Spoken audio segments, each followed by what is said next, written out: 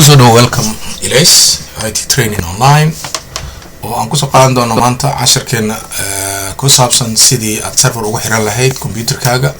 marka waxaan raaci doonaa marka hore waxaan soo dejisanay ama download gareyn doonaa exam one server iyo wordpress, labadaas ayaan sameyn doonaa. serverkana waa mid aad computerkaaga aad mataqaana ku xiranaysid locally si aad mataqaana ugu barato leeliyada aad ku qaadato cilmiga computerada sida dhismaha website-yada, kobcintooda, horumarintooda iyo ka gaarkooda. si aan u helno marka waxaan hadda aan tagaynaa Edge ayaan furanay. Edge markaan furanay exam ayaan tagnay. exam waa serverka ama waxaad dhihi kartaa Google aad ku raadin kartaa ama Bing. saa ujeedin waa kana waa abajifriends.org download.html aad tagaysaa. waa kan halkan boona keenay. markaad halkaas ku dhufato computerkaaga wuxuu ku xiran yahay hadba ma 64 bit ba mise waa 32 bit. so most of the computers oo current waa 64 bit. so waxaa qaadanaysaa 64 bitka. markaa qaadato waa uu bilaabaya. markuu uu bilaabana waa ka dhag hadaan siiyo wuxuu bilaabi doonaa download ku bilaabaya. downloadka maadaama oo hadda aan filayo horaan uga joojiyay waa kan halkaas uu imaraa waan iska xiray. marka ikaadiya wax yar ayaan isku soo noqday. okay, dib aan ugu soo noqday. casharkeena halkiisaan kasii wadanaynaa. waa uu ii socdaa saa ujeedaan, laakiinna idinka waa download gareysan kartaan. waa uu dhameeyay laakiin aniga waa iska xiray sababtoo ah waan download gareystay oo horaan u download gareystay si aan waqtiga u yareeyo casharka waqtigiisa. waxaa kaloo aan tagnay wordpress. wordpresskana waxaa ka download gareysanaya sidaan idin sheegnay halkan. halka aad kasoo download gareysanaysa waa kan ciwaankiisa. marka sidaas daraadeed waxay raalli ahaada casharkeena halkiisaan kasii anbaqaadaynaa. marka serverka sida server ugu xiran kartaa computerkaaga ayay ahayd. XAMPP waa sorry halkan BPP kala ku jirto oo laga maarmaan ah. server waayo computerkaaga ku xiran. waa computer kale wax u qaybiyo ama file laga soo doonto. sidaas daraadeed xageen ka download gareysan karnaa. waxaan ka download gareysan kartiin waa abajifriends.org. wordpress ka download gareysan kartaa. marka waa kuwana wordpress halkan ayaa tegaysaa wordpress.org.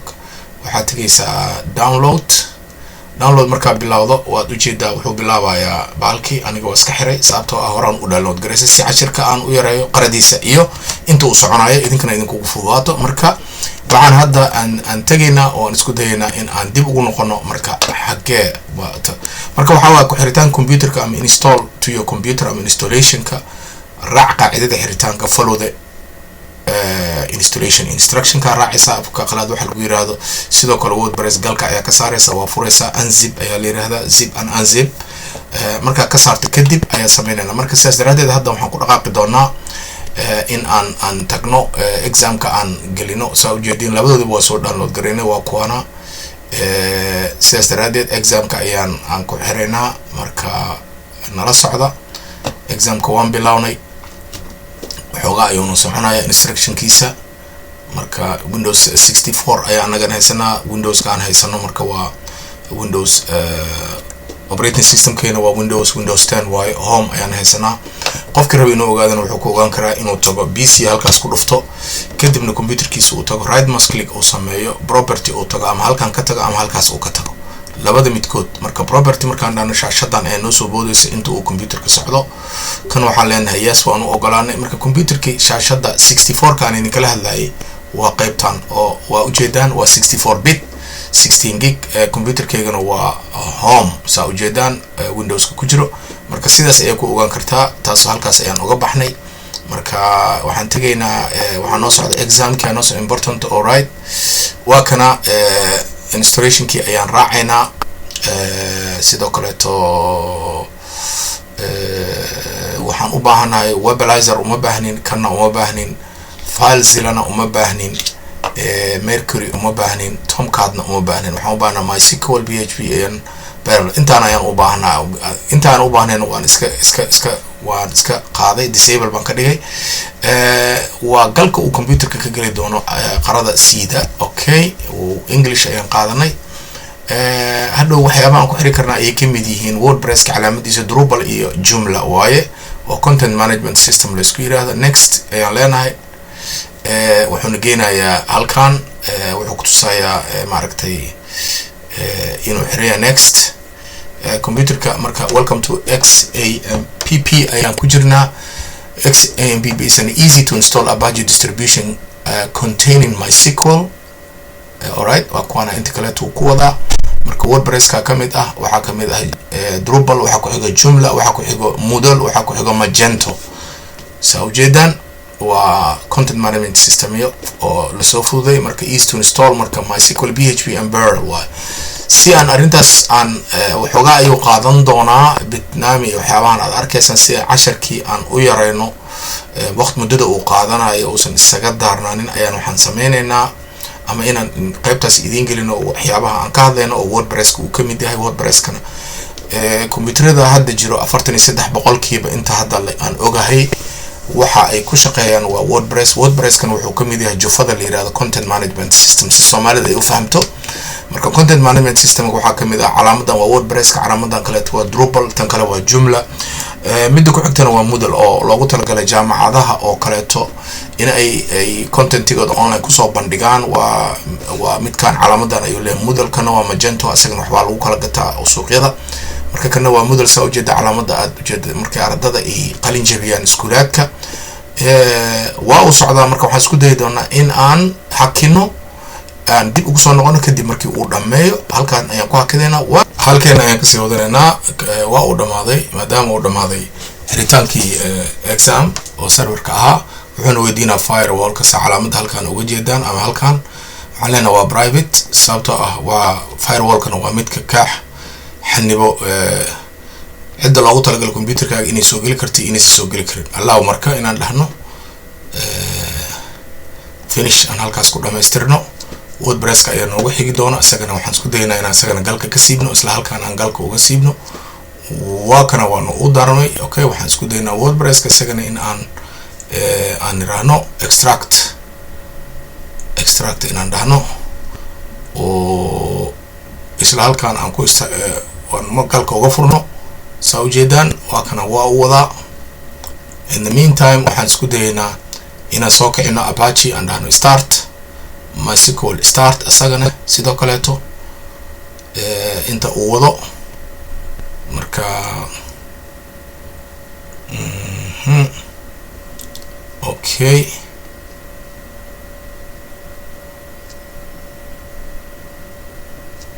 private y. okay, we allow inuu MySQL-ka uu galo. allow access. waa uu naga ogolaaday. waa uu socdaa sidoo kaleeto. inta uu ku jiro marka waxaan sameynaynaa in aan tagno Explorer ilaa uu ka dhameynayo. so waxaan tegi doonaa waa kaas haddii ilaah yiraahdo. saa ujeedaan waa HTTP wuxuuna ku jiraa serverka. si aan u yarayso waxoogaa aan yaraysto dhinacan aan ka yareeyo si aad u aragtaan si fudud. marka waxaan tagnay Explorer ayaan tagnay. Explorer markaan tagnay waa kan halka aan ku shubi doono waa examka folderkii oo uga jiray computerka. saas daraadeed waxaan isku dayi doonaa inaan gelino qaybtan hadda HT docs-ka ayaan gelinayna. double click ayaan ku sameynaynaa.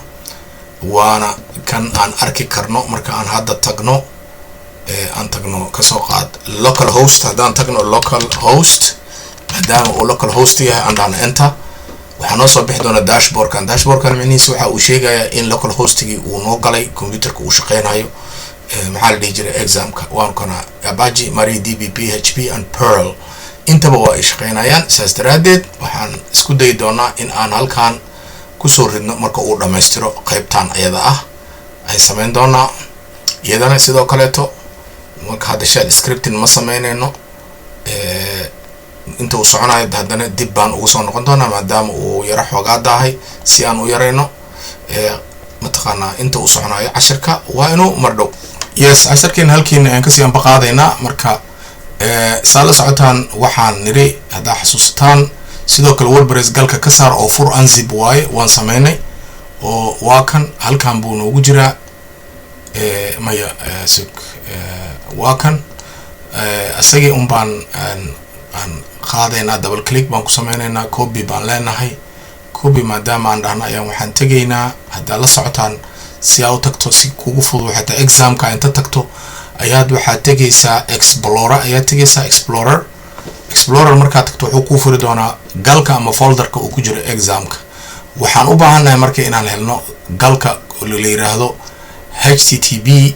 httd docs ayaan tegaynaa intaan ayaa ka buuxo dhammaantood control a ayaan taabanaynaa waxaan leenahay delete waxaan meeshaan ku ridaynaa wordpresski aan soo qaadna ayaan ku ridaynaa waa kan waa uu ku socdaa waxaa kaloo iyadana muhiim inaa ogaatid oon samayn doonaa inta uu galkaan ku shubayno ht docs oo under examka ah yes serverka waxaan isku dayi doonaa oo kaleeto marka aad soo kiciso marka halkaad tagtay stop waad damin kartaa iyo daaritaanka waa marka hadda waxaan tegaynaa MySQL inaan sameyno database waay MySQL database kasaan u sameyno config ayaan riixaynaa config ayaan laga siinaynaa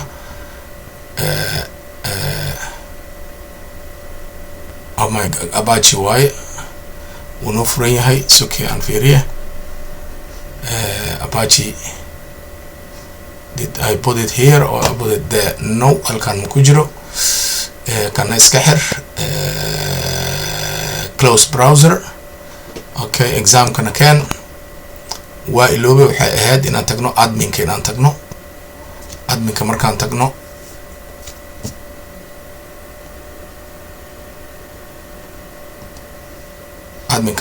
waa kan waa uu socdaa waxaa noo soo bixi doona browserka waan sugaynaa waa uu dhammaystiray markuu dhamay insha allah waxaan isku daynaa waxaan abuuraynaa database name kadib waa ujeediin adminka ayaan tagnay waa uu socdaa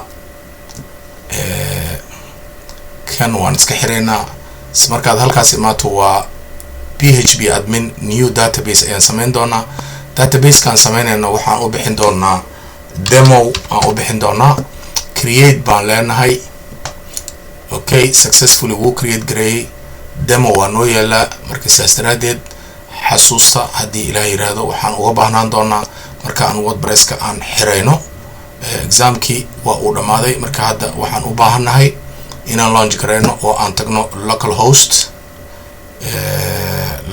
aan tagno localhost markaan tagno waxaan arki doonaa wordpress localhost enter localhost waa hadda xasuustaan wordpress ayaan ku dhex shubana double click ayaan ku sameynaynaa double click markaan ku sameyno waxaan noo bilaabmaa installationka aan ku xiraynay computerkeena wordpresska ayaa hadda noo soo boodi shaashada soo socoto waa shaashadii wordpresska uu hadda furayo marka waa kana luqadda aan United States un baahaysanaa luqadaha adduunka kale waa ay ku jiraan laakiin Soomaali kuma jirisa ujeedaan ka soco Englishkeena ku soconayna marka waxaa muhiim ah inaad ogaatid intaan waa shuruudihii lagaaga baahnaa oo kullee ku soo dhawow waxa lagaaga baahan yahay wordpresska database name database username database password iyo database host dhammaan intaan oo dhan waa kana marka saas daraadeed let's go ayaan leenahay markaan taas dhahno shaashadan ayaa noo soo boodayso shaashada haddaa xasuustaan wordpresska waxaan ka dhignay database aan abuurna waxay ahayd magaceeda demo haddaa xasuustaan waxaan tegaynaa database nameka waa demo oo tijaabo ah halkaan username waxaan ku qoranaynaa root la socda passwordka halkiisas waan banaynaynaa looma baahno saas daraadeed submit ayaan leenahay insha allahu tacaala waan galnay waa kana waa uu dhameeyey alright waa installationkii wordpresska waan dhamayna waxaan leenahay run marka hadda waxaan noo soo boodi shaashadan siteka waxaan u bixinaynaa maxaan u bixinaa baro siteka waxaan u baranaynaa bar ama baro ayaan u bixinaynaa usernameka aan siinaynana wuxuu noqon doonaa wixii aan doono markaas admin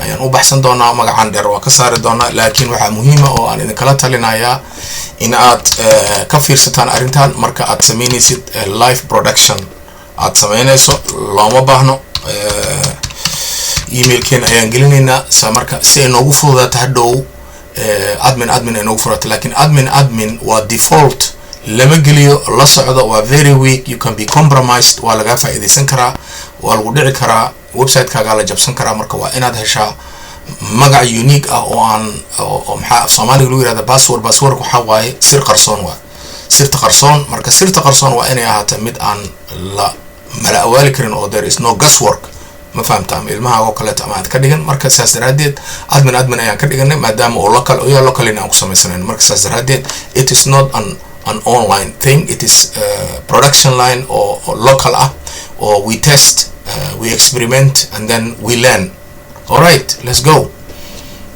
marka hadda waxaan dhahnay WordPress-ka ku xir local keena marka computer-ka saa u jeedaan wuxuu ka bilaabmaya local host oo ka bilaabmaya wuxuu leeyahay safe never safe on your browser okay waxaan leenahay login waxaan login gareynaynaa back endigi waxaan imaanay oo ah WordPress-ka admin hadda xasuusataan so you remember it's admin so because it's local remember don't do it on other things because this is just normal thing we can do it so halkan waxaan soo dhaxgalnay waa WordPress-ki qaybtiisii back endigi la dhahay front end iyo back end u leh haddii hadda aan dhahno visit site this is how it would look like this is the front end and we go back to the back end aan ku noqonaynaa marka saa u jeedin hal update oo haysta halkan waxaa u jeedin WordPress-ka versionkiis waa 6.0.1 we say dismiss so waxaan oo dhan waan ka saaraynaa dhammaantood si aan uga saari karnaa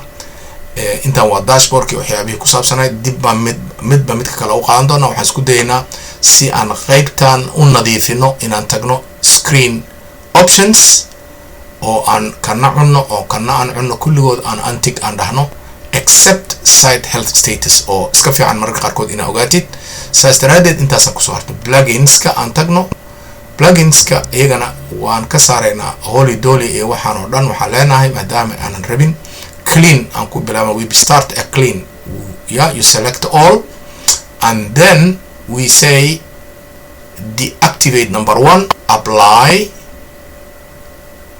and then it will deactivate again select all by clicking here kadibna waxaan leenahay delete and then apply all of it second thing waxay tahay themeska waxa loo yaqaan oo ah naqshada qurxoon oo aad aragto waxa laga dhex arkaa under themes ayaa lagu dhex arkaa appearance under themeska wuxuu kasoo boodana dhinacana blue marka hadda saa u jeeda saddex theme ayaa ku jirto hadda kan aan aragno waa kan oo bar ama baro haddaan tagno website-ka waxaad arki doontaa kan saa u jeedaan dib baan u noqonaynaa marka si aan kuwaan uga saarno waxaan isku daynaa inaan naqshad kala helno saad uga saarto themeska saddexdan ayaa ku jirto under appearance waa click garaynaysaa waxaad tegaysaa delete waxaa leedahay okay kaas wuu ku daayay waxaa nooga xiga kan sidoo kale asna waxaa leenahay delete kadibna waa uu ku daayay waxaa noo soo haray halkan waa marka sidaas daraadeed intaan waa back endiga dashboardka wixii ka hoosay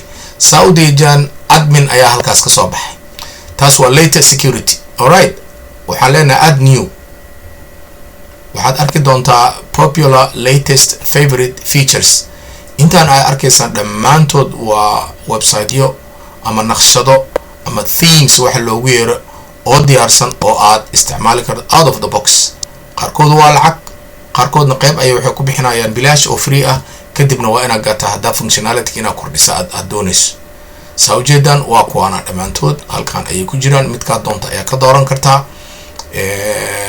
badankoodana waa iska bilaash adiga ayaana active garayn kartid waxaad doontaan ka heli kartaa midkaad doonto saas daraadeed soo dhawaada waxaan iska qaadanaynaa saan filaayo maybe kan inaan fiirino si aad u ogaatid marka theme ama naqshad haddaa inaa gelisa rabto ka hor brief ayaad fiirin kartaa previewga hadduu ku cajabiyo oo qaybta aad tusmada ah dan waa ku socon kartaa saa ujeedaan I think this is very nice waxay soo xasuusinaysaa badii muqdisho ayay soo xasuusinay qaasatan inkastoo geel qaysan oo ekeen ama badii liido ama maaragtay jasiira ma la dhihi jiray so it's a good thing I like it so I install it bar ama baro marka bar ama baro qaybtan waxay tahay inaan keenno marka ugu horeyso oo koowaad aadna ku barataan isla computerkaagi gudihiisa adiga oo aad meel kale aadin. Otherwise haddii kale waxay kugu soo leedahay inaad domain name gadatid oo whole year ah, inaad gatid hosting, intaasoo dhan is a costly. We activate